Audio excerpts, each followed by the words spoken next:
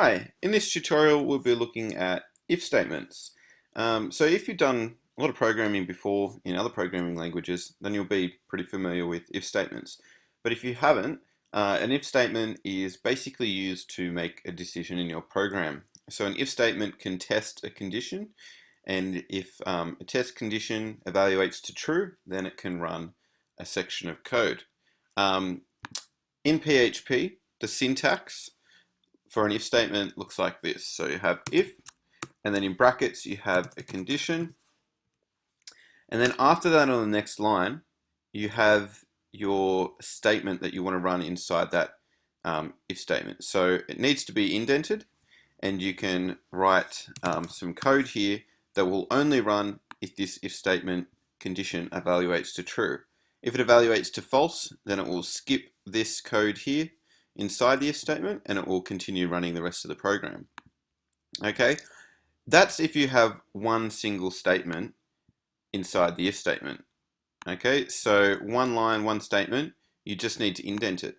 But if you have multiple statements, so you have multiple lines of code, then you need to put it inside curly brackets, like that. Okay, so if you've got more than one statement, it needs to be inside curly brackets.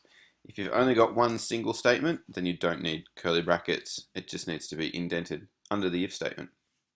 Okay, now an if statement will use comparison operators.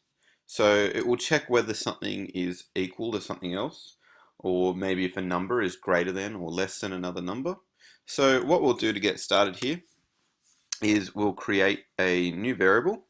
So we might just call this variable number, and we'll make it equal to 10. Okay, so we've got a variable there called number, and we've assigned it a value called 10. Now, in one of the last tutorials, we looked at creating variables, declaring variables and assigning values to it. This here is the assignment operator, the equal sign. It's the assignment operator. There are other operators too. There are other assignment operators, there's comparison operators, and there's logical operators. So we'll have a look at a few more of those in this tutorial. We've already looked at assignment operators, but we're going to look at comparison operators and logical operators as well. Alright, so we're going to actually specify a condition here in the if statement. So we might say something like if, and then we'll grab that variable. So if number is greater than 5, then we'll say something in here, we'll write some code in here that will only run if the number variable is greater than 5. Okay, so we could do something like an echo statement, and we could say something like $, just get rid of those quotation marks. We say $number, comma, and then in quotation marks, space, is greater than 5. Okay, we can end that line with the semicolon. So what we're doing here is we're actually grabbing the variable, which at the moment is equal to 10, and then we're saying is greater than 5 in an echo statement. So 10 is greater than 5. Alright, we can save that, and then we can go and run that in a browser. And we can see that message there. It says 10 is greater than 5, and that is because the variable number is equal to 10, and the test condition is, is the number greater than 5? So if the number is greater than 5, then do this here. If the number wasn't greater than 5, then we wouldn't see anything. So if we change this number here to 4, 4 is not greater than 5, so the number variable is not greater than 5, so this line here, we should not see that. So when we refresh the page, we see nothing, and that's because 4 is not greater than 5. Okay, so that's a simple if statement. What we can also do is we can use some of the other comparison operators. So right now we've used one comparison operator, that's the greater than operator. We can also use less than. So what we can do is we can check if a number is less than 5. So we might just change this echo statement here to say number is less than 5 only if the number is actually less than 5. So save that, run, and then we see 4 is less than 5. But if we go and change this number to 6, save, and then refresh the page, we won't see anything because 6 is not greater than 5. Okay, we've also got less than or equal to. Okay, so we could change this to 4 again, so it's less than 5, so we should see the message. Yeah, 4 is less than 5. But what we can do is just change the statement here, less than or equal to. And if we change the number to be 5, so if the number variable is 5, and we run this test condition here, so if number is less than or equal to 5, we should see this message here, because 5 is less than or equal to 5. It's not less than, but it is equal to 5. So as long as the number is less than or equal to 5, that code in the if statement will run. So you've also got greater than or equal to 5. So we can change that. Alright, so is 5 greater than or equal to 5? Yes, it is. Is 6 greater than or equal to 5? Yes. Is 3 greater than or equal to 5? No. Okay, so that's pretty simple. So we've got greater than, less than or equal to, greater than or equal to, and we can also do equal to, which is two equals signs. So we can check whether something is exactly equal to something else. All right.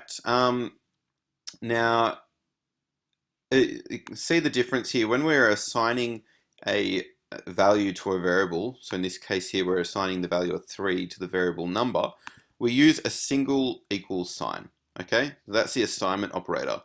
When we're using two equals signs, that's a comparison operator, and that's, we're not assigning a value here, we're checking or comparing whether something is equal to something else. So whether the number is equal to 5. All right, so just change that statement there. So we'll check if 3, or number, which is 3, stores the value 3, is equal to 5. No, it's not. Okay, so it doesn't display anything there. If we change that to 5, then we should see a message. Okay. What we can also do is we can check if something is not equal to 5. So we can use an exclamation mark and an equal sign, which is the not equal to comparison operator. So now we can just change that message there. We can check whether the number is not equal to 5, but it is equal to 5. So 5 is equal to 5, but we're checking if 5 is not equal to 5, so it evaluates as false. Okay, if we change this to 6, 6 is not equal to 5, so we see that message there. All right, and the last comparison operator that we'll look at is called identical, or the identical to operator, and that is 3 equals signs. Okay, so the equal to comparison operator was 2 equals signs, so that was equal to, but 3 equals signs means identical to. And the difference between equal to and identical to is that equal to, they just have to be the same values. So number variable needs to be the same as 5. But with the identical to operator, not only do they have to be the same value, but they also have to be of the same data type. Okay, so we'll change this message here, and we'll change number to 5. Right, so we've got number is equal to 5, and then we've got if number is identical to 5, then it should say number is identical to 5. Okay, so let's test that. And that runs. So we've got 5 is identical to 5. But what if we make 5 a string? So if we put quotation marks around 5, that will make it a string. So it's still the same value. They're both 5 here. So we're comparing 5 to 5, but we don't get a message there because, yes, 5 is equal to 5, but 5 as a string is not identical to 5 as an integer. Okay, if we took away this, that one of the equal signs and made it 2, so it means if number is equal to 5, then we should see this message. Okay? So even though one's a string and one's an integer, they're still equal in value, right? Now, those are all of the comparison operators that we'll look at today. The last thing that we'll look at is logical operators. So right now we've just been comparing, checking if one thing is equal to another, or one thing is greater than or less than another. But what we can do is we can have more than one condition that we can test at the same time. So what we'll do is we'll change number back to an integer, 5, and we'll change this message here to say if $number is greater than 1. Okay, so we'll check if the number is greater than 1, which is it is at the moment. But we can also check at the same time if it is less than 10. And to use an AND operator, we put 2 ampersands in, or 2 AND symbols. Okay, so that means AND. So if number is less than 1 and number is, if number is greater than 1 and number is less than 10, then we'll display the message that number is greater than 1 and less than 10. Okay, so now we'll refresh the page and we get 5 is greater than 1 and less than 10. Alright, if we change number to -5, save and refresh, we see nothing, because although -5 is definitely less than 10, it is not greater than 1. So both of these conditions here need to match. Okay, we're checking if both of these conditions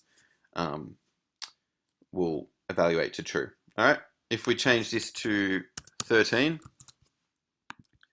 refresh, we still don't see that echo statement, because yes, 13 is greater than 1, but it is not less than 10. Okay, what we can also do is we can check whether one thing is equal, whether one thing evaluates to true, and that's using the OR operator, which is 2 bars.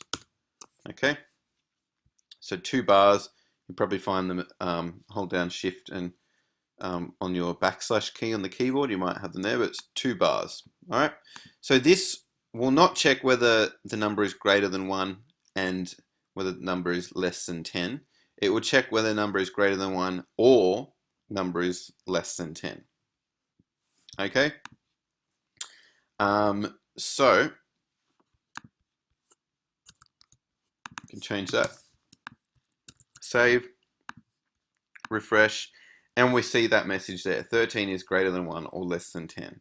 All right, because it is greater than 1, and it is it's greater than 1, but it's not less than 10. But only one of these needs to be true, because we're using an OR operator there.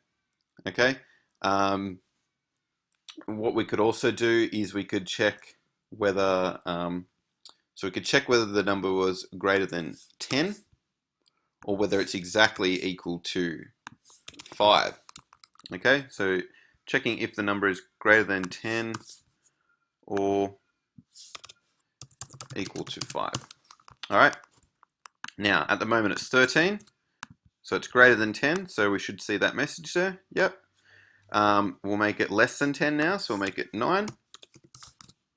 Save, refresh. We don't see the message there, okay, because it's not greater than 10. 9 is not greater than 10, and 9 is also not equal to 5. If we make this 5 though, save and refresh, we see the message, because 5, it's not greater than 10, but it is equal to 5. All right, so that's the OR operator. AND operator, both conditions need to be true. The OR operator, only one of these conditions must be true. Okay, so those are if statements and comparison operators and logical operators. In the next tutorial, we'll look at more advanced if statements. So we'll look at nested if statements, and we'll also look at if-else statements. Okay, thanks for watching.